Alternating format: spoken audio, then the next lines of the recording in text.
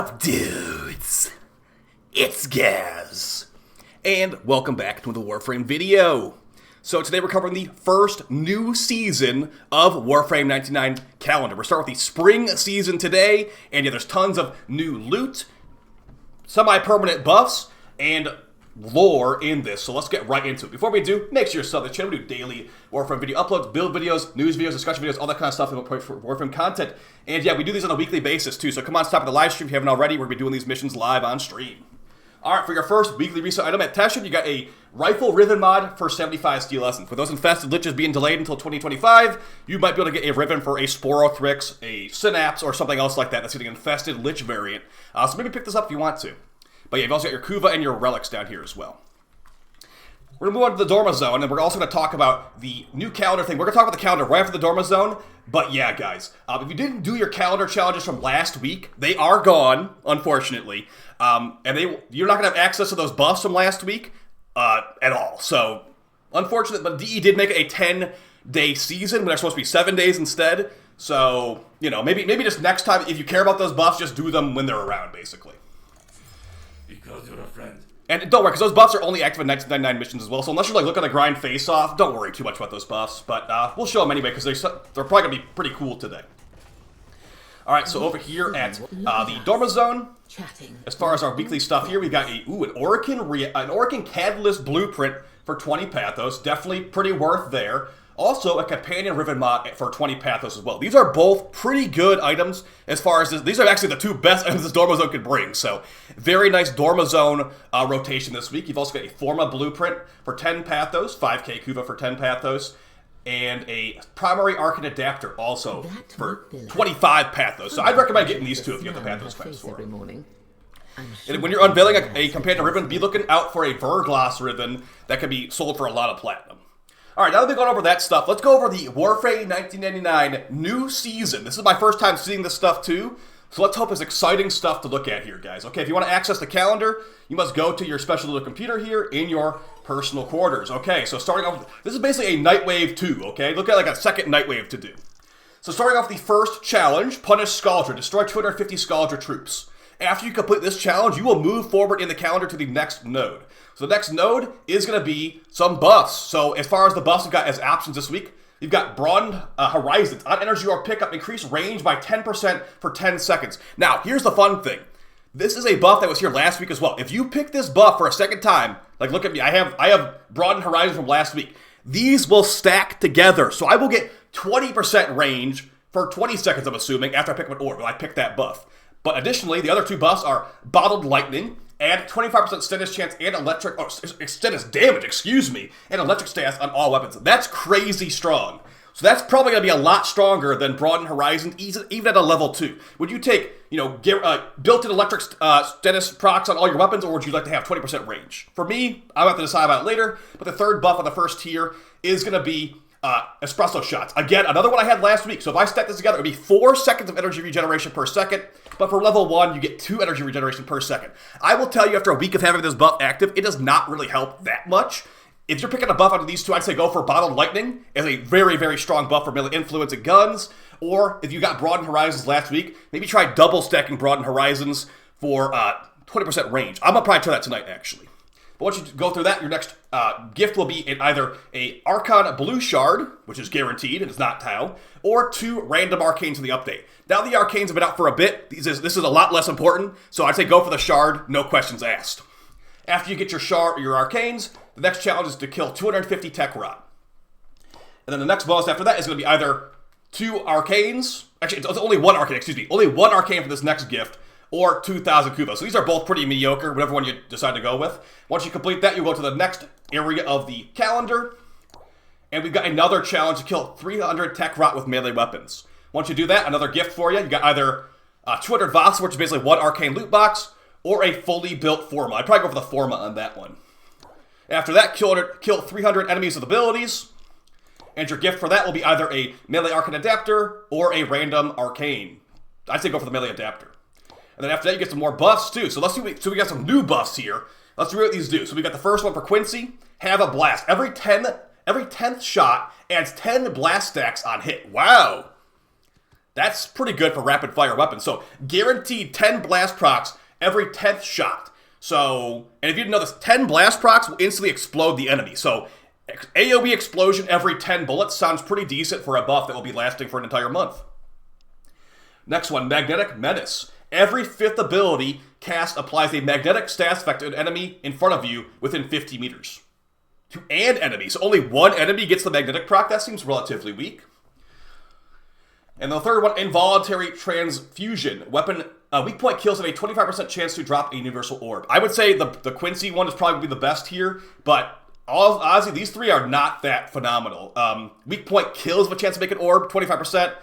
One enemy gets a magnetic proc. It seems like... I might try to see how bad it actually is. One enemy gets a magnetic proc in front of you every 5th ability cast, or guaranteed 10 blast procs every 10 bullets. I think the blast proc one's probably more reliable.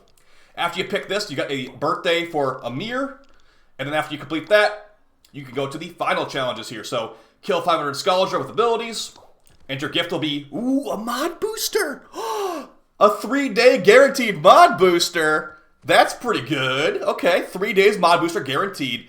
As one of the rewards on here, or a Forma. So I'd say probably go for the mod booster if you want to farm some arcanes from like Void Cascade or whatever, but yeah, a very nice little drop right here. Definitely don't miss that one if you want to get some arcanes. And the final combat challenge to break 300 containers. Pretty straightforward, use like Zaku or whoever for that one. And your final buff options this week are going to be as follows. You got Toxic Shot with Quincy, add 25% gas status chance to primary and secondary weapons. Gas status chance. Interesting way to word that. I'm not sure how that will actually function, because you don't have gas damage on weapons normally, but the one for Amir added electric to it. This doesn't say it adds gas to anything. Oh my gosh. What the? Increase ability strength by 25%? Just all the time? Aui's power gain buff seems pretty straight up just good.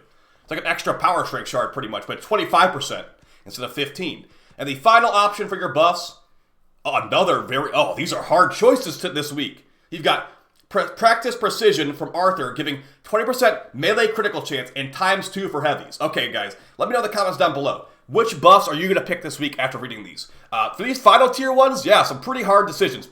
All the time, 25% power strength. All the time, more crit chance. Or whatever this weird toxic shot one's going to do. I'm not entirely sure that will work out. By the way, guys, the final reward for all this calendar stuff this week is going to be a choice between an arcane or an Exilus weapon adapter. So yeah, this stuff rotates on a weekly basis. And these buffs stick around for an entire month. So yeah, make sure you're being really, really careful when you pick this stuff, because you could not go back in your choice. Once you lock it in, you are stuck with that buff choice for the next month. So yeah. All right, moving on to the EDA. And yeah, you might notice that there is a lot of stuff to cover with that new weekly. So bear with me. I'm not going to probably go too in depth on the EDA this week, but we'll see about that. Yeah, if you don't have those buffs though, you need to grab them right away, or they're going to go away for a month. So big deal. Looks like some people in chat are saying the Power Strength one would be easily a pick for you. Now for me, I've been using the Magistar a lot in Face Off. But I've also been using a lot of Power Strength in Face Off too, so I think the Power Strength one's probably would be universally the best for me, because 20% crit chance isn't even that much. Alright, moving on to the EDA. Several experiments are threatened by got a pretty straightforward EDA, it looks like, this week. We shall protect. Alright, so for your mission type for the EDA, you got Disruption, Alchemy, and Exterminate. So a pretty straightforward and quick one there. For Disruption, the modifiers are going to be Unified Purpose. Enemies can target and destroy the conduit. So probably one of the most annoying challenges possible for the Disruption. It will destroy the conduit and make it basically fail. Next challenge, Hostile Regeneration. Enemy health slowly regenerates. Shouldn't be too big of a deal. It's just a level 150 mission or whatever. And the final tier, Post-Mortal Surges. Slight enemies explode in void energy. Okay, so this combination is very, very annoying. Unified Purpose and Post-Mortal Surges. Do not kill enemies by the conduits, okay? If you destroy enemies by the conduits, they're going to blow up the conduit, and you're going to fail, okay? So be really aware of defending the conduit from enemies being nearby them. If they die, these explosions do about 5,000 damage each. So you will lose this one real fast with just mindlessly killing stuff. So be aware of that. But a pretty easy mission besides that little factor right there. Alchemy, the second mission, and Alchemic Invulnerability is back. Some enemies will be invincible to damage. You must throw a corresponding grenade to the icon above their head to make them damageable. It just ends up being with a bunch of immune enemies standing around, to be honest. So bring Gloom, bring slowing abilities to make them not actually able to attack you. And Vampiric Luminous there to bother you. Slow-moving Vampiric Luminous will drain your health and energy if you get too close to them. They're very annoying and very hard to notice sometimes, so there'll be a lot of immune enemies sitting around, and immune Vampire Luminous flying around too, so be careful about that one. And the final modifier, all enemies have Overguard equal to 50% of their maximum health. So they're going to be immune, so don't worry about that. And the final mission is a free mission here. Exterminate. With Fissure Cascades, the first modifier, enemies will level up over time. Destroy the fissures to make them stop leveling up. Myopic Munitions. Enemies only take damage if they're within 15 meters of a player. And the final modifier, Explosive Potential. The arm enemies, the rupturing fragments, are replaced by shuffling fragments, which explode in a big damage explosion. So the only thing that should be really an issue here, guys, would be the first mission. But that's if you play the way I told you to, you should be kind of okay with keeping enemies away from the conduits. As far as your individual modifiers you can turn on or off, you got Transference Distortion. No Operator or Drifter allowed. Second modifier, Knife Step Syndrome. Lose 2 health while moving. Jumping will pause the effect. Frame Curse Syndrome. Whenever you cast an ability, you take 50 damage. And Fractured Armor. Casting ability reduces armor by 10% for 10 seconds. So, a lot of stuff that makes you take damage over time or damage yourself for casting abilities, but should be pretty easy EDA this week. Good luck getting those Archon Shards and Tau Shards. For Bird 3 is guaranteed shard this week. This does require rank 5. You have a red shard Bird 3, which is very good for power strength and things like that. Alright, wanted to make sure I didn't spend too much time on that, because, yeah, we got a lot of other things to talk about as well, with the Incarnons and the Nightwave and all that stuff too, because, yeah, that new calendar thing's like a second Nightwave, basically. Alright, moving on to the Incarnons and Archon Hunt. Let's start with the Archon Hunt here. So we got the Snake Archon, the Nora Archon, and the mission types are going to be Sabotage, Interception, and the final boss showdown. Keep in mind, this boss does do Toxin procs through your shield, so be very careful about shield getting frames here. Now for Dveri, let's see what we got. Now, I had someone ask me the other day about Ivara. Ivara does actually come from normal circuit, and so does Korra. So there's certain frames of this game that are very annoying to farm in their normal spot, but in the circuit normal mode, you can get guaranteed non-prime frames that can come from various spots in the game. And now as far as these frames right here, you have a very, very annoying farm to frame right here, or frame to farm, called Korra. Korra normal comes from Sanctuary Onslaught, and her drops only come from every 2 waves. So if you get this right here, you're getting a guaranteed annoying to farm frame. Well, the other ones are quest frames too. So you got Gara coming from Plains of Eidolon bounties in a quest, and you got Revenant doing the exact same thing, Plains of Eidolon bounties in a quest. So I say go for Korra. She is not from bounty. She's from Sanctuary Onslaught normal mode, and she's very annoying to farm usually. So go for Korra, save yourself some time, and you can thank me later because Korra is really good. Her helmet is also very good. Moving on to the Steel Path circuit, we've got our Incarnons this week. We got some really strong Incarnons. But a reminder, if you haven't played before, in a while, you can get Kuva or Riven instead of Incarnons if you prefer that. But going over what we have here, we got the Bow Incarnon, the Latron Incarnon, the Furus Incarnon, the Furax Incarnon, and the Strun Incarnon. Now, as far as my favorites here, we'll talk about like the strongest ones, but start with the Bow Incarnon. This thing gets a ton of extra range in Incarnon form, and it also has pretty good status chance as well. Some people like this as the Mark 1 bow, but I probably recommend the Bow Prime here with the highest base stats. And as far as what you would use this for, it's a very long-range melee influence weapon. It can be a decent stat stick for some frames as well. And I'm sure you'll see a guy in the comment section saying it's a really good Incarnon stat stick or whatever. He always says that. Just leave him be. He says it every time it's here. There's other Incarnons that are better, like the Magistar and Surmek Dagger. But yeah, still pretty decent one right here for melee influence and some stat stick builds. But I would probably say it's my lowest recommendation this week. Moving on to a much higher recommendation, we've got the Latron Incarnon right here. Now this thing becomes a bouncing fireball launcher when it goes to an Incarnon form after a couple headshots. Those fireballs have crazy high fire damage and good stats with these Incarnon perks. Critical Parallel gives you crit chance and crit damage, or Flensing Spikes gives you permanent armor removal on Puncture proc. This thing has Puncture built in. So if you put the Latron Prime, it's my favorite weapon with Mag's Bubble. So yeah, if you got Mag, Gemini Skid or whatever, try the Latron Incarnon, and you can thank me later because it's really, really strong and powerful. Like, we're talking, like, one-shot max-level enemies in, like, literally one bullet with no stacks. So, really, really strong stuff there. Also, put on the semi-auto, full-auto setting to make these weapons not semi-auto anymore, and just hold on the trigger. Furus Incarnon, probably one of the best pistols in the game. Like, I'd say, like, probably top 3 pistols of the entire game once you install the Incarnon thing on the Furus normal. It becomes a jet engine after a couple of headshots. This thing has crazy high fire damage and very, very good just overall damage in general. So throw on some of these perks that gives you increased status chance. You'll be doing so many, like, you know, max damage fire procs instantly. It's going to feel like cheating a little bit. So, one thing you could maybe say has an issue with this thing is the range. You can't really shoot across the room with this thing, but it shouldn't matter. It's more of like a jet engine, like, close range burning weapon. So, very strong, but you might like the dual tox more, which will be coming back in a couple of weeks. But yeah, top tier, secondary for sure. Also, like, number 1 and number 2 recommendation after all this stuff's said and done. Firax Incarnon. Now, not exactly the best Incarnon weapon, but still a pretty strong fist weapon. The Incarnon form on this thing, after you get a 6x multiplier, goes into a version where you can basically do a slam attack with a fire field on the ground. It does give you a bunch of heavy attack efficiency if you want to keep doing slam attacks, but the slam range of this thing is very small, and the fire attack it does is very weak as well. You're mainly using this thing for the stat bumps from the Incarnon perks. And additionally, if you are using the Firax, there is the Amalgam Firax body count mod that increases the fire rate of pistols. So whenever I play Mesa Prime, or Titania for that matter, I equip this weapon with the Amalgam Firax body count mod that comes from the Ropo low list on Jupiter. So we're getting built-in fire rate for our pistols, and also this thing has pretty good initial combo on the Firax Wraith. It could be good for outburst as well with those pistols. But if you just want to use it for a normal weapon, it's a very good punching weapon for like one-shotting acolytes. The slam attack build is pretty strong, just not as big of AoE as the Magistar. It's a nice weapon, but not a top-tier weapon. But probably the top-tier fist weapon in the game at least. And for the final weapon here, we got the Strun Incarnon. I just recommend on the Strun Prime. This thing is very good for fire procs, very good for just hitting hard in general. It has very, very high status chance with the Elemental Balance perk here. You can also go Commodore's Fortune for increased crit instead if you prefer a crit build. But it has tons and tons of fire procs. This thing becomes a rocket launcher in the Incarnon form, which can have some big AoE too. So very strong.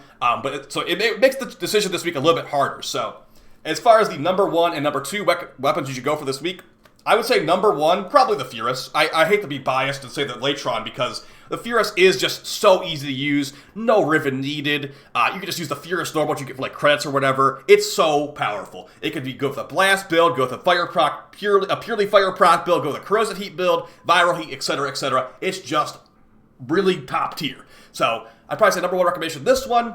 And for number 2, I'd say I'm going to give this choice to you guys. If you prefer a shotgun that hits really hard, has lots of fire damage, go for the Strun. But maybe you don't want a shotgun. Maybe you already have the Boar Prime or whatever. Go for the Latron, because the Latron Prime is definitely an extremely high-tier weapon in the game. It can one-shot max-level enemies very easily. So I'd say if you like rifles more, go for the Latron. If you like shotguns more, go for the Strun. But either way, pick the Furus as your number 1 and go for your primary of choice for number 2. Or just go reversed. Get the primary of choice for number 1 and go Furus number 2. These melees, they're nice to have, but they're not like a must-have priority item. I'd say these are lower priority for sure, with the Firax being a higher priority over the bow, to me at least. So, hope that was enjoyable and helpful to you guys. Let's move on to the rest of this weekly reset, because we're not done yet. Okay, so here we are with the Nightwave challenges here. Now, as far as Nightwave, this stuff, keep in mind, there's probably not going to be a new Nightwave season for at least like 2 or 3 months, so no rush on this stuff, guys, but if you do care about these challenges, here's what we got this week. First one, Friendly Fire. While piloting a hijacked cruise ship, destroy 3 enemy fighters. Next one, the Old Ways. Complete a mission with only a single pistol and a glaive equipped. Capture mission's fine for that. And the first Elite Weekly, Elite Explorer. Complete 8 Railjack missions. Yikes. At least it's not 8 different Railjack missions. Oh no, these challenges this week. Mir. Defend both Mir defense objectives 3 times in a single mission. Now, I believe this is... Oh no, it's not just on Tiana Pass. Okay, this could work on any Mir defense, no Tiana Pass or Munio, but... Yikes. Okay. And then for the last challenge, you get your permanent weeklies. Kill Eximus. Complete mission to kill normal enemies. For your crit offerings this week, let's see what we got. So stuff here at the top, evergreen stuff like Orca Catalyst Reactors. We got a Cycron Solstice skin. We already earned the Ocucore free Solstice skin coming out next year. So yeah, maybe get the Cycron one too, because that looks pretty cool. Fulman Solstice skin as well, pretty nice. Calervo helmet's pretty good to see. Dagoth helmet as well. And just, generic stuff. Now, as far as aura mods, we got Energy Siphon, Shotgun Scavenger, Shield Disruption, Corrosive Projection, and you got Conclave Augments, or rather, Nightwave Returning Augments, Dizzying Rounds, Precision Strike, and Bursting Mass. I'd say for all these mods here, the ones you should get, Corrosive Projection and Dizzying Rounds. You can get Energy Siphon too, but Dreamer's Bond pretty much handles that nowadays.